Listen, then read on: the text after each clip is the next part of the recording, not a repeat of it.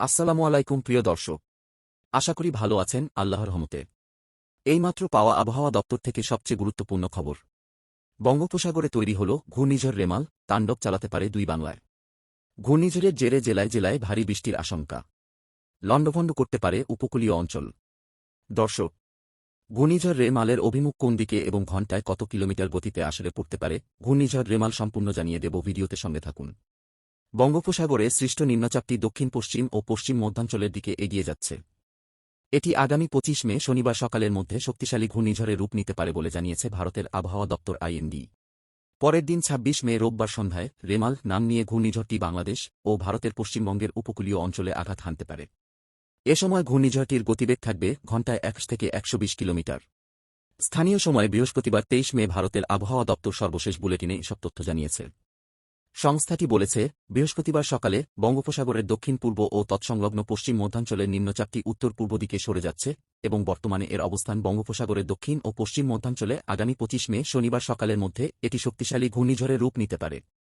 বঙ্গোপসাগর ও তৎসংলগ্ন এলাকায় সৃষ্টি হওয়া সুস্পষ্ট লঘুচাপটি ঘনীভূত হয়ে নিম্নচাপে রূপ নিয়েছে।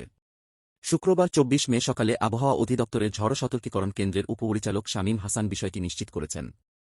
তিনি বলেন, চট্টগ্রাম, কক্সবাজার, মোংলা, পায়রা সমুদ্রবন্দরে ১ নম্বর দূরবর্তী সতর্ক সংকেত দেখাতে বলা হয়েছে। এছাড়া আমাদের পক্ষ থেকে সাগরে মাছ ধরার নৌকাগুলোকে উপকূলের কাছাকাছি চলে আসতে বলা হয়েছে, কারণ নিম্নচাপটি ঘূর্ণিঝড়ে রূপ না নিলেও সাগর উত্তাল রয়েছে। শামীম হাসান বলেন, নিম্নচাপটি যদি ঘূর্ণিঝড়ে পরিণত হয় তাহলে এটি বাংলাদেশের সুন্দরবন, খুলনা এবং তৎসংলগ্ন কলকাতা, পশ্চিমবঙ্গ অঞ্চল দিয়ে ঝড়টি অতিক্রম করতে পারে। ধারণা করা হচ্ছে ২৬ মে ঝড়টি হতে পারে, তবে এখনও এটি নিশ্চিত করে বলা যাচ্ছে না। অপরদিকে আবহাওয়া অধিদপ্তরের বিজ্ঞপ্তিতে জানানো হয়, নিম্নচাপ কেন্দ্রের ৪৪ কিলোমিটারের মধ্যে বাতাসের একটানা সর্বোচ্চ গতিবেগ ঘণ্টায় ৪০ কিলোমিটার, যা দমকা অথবা ঝোড়ো হাওয়ার আকারে ঘণ্টায় ৫০ কিলোমিটার পর্যন্ত বৃদ্ধি পাচ্ছে। এছাড়া নিম্নচাপ কেন্দ্রের নিকটবর্তী এলাকায় সাগর উত্তাল রয়েছে। এদিকে ভারতের আবহাওয়া দপ্তর থেকে পশ্চিমবঙ্গ ও বাংলাদেশের উপকূলে আঘাত হানার কথা বলা হলেও আবহাওয়া বিষয়ক বিভিন্ন ওয়েবসাইটে নির্দিষ্ট করে বলা হচ্ছে এটি ভারতের ওড়িশা এবং বাংলাদেশের উপকূলে যেতে পারে।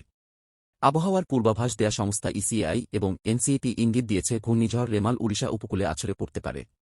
অপরদিকে আইএমডি ও এনসিএম বলছে, ঘূর্ণিঝড়টি শক্তি সঞ্চয় করে বাংলাদেশ উপকূলে আঘাত হানবে। আর ঘূর্ণিঝড়টি আঘাত হানা শুরু করতে পারে ২৬ মে বিকেল ৫টা ৩০ মিনিট থেকে ২৭ মে রাত ২টা ৩০ মিনিটের মধ্যে।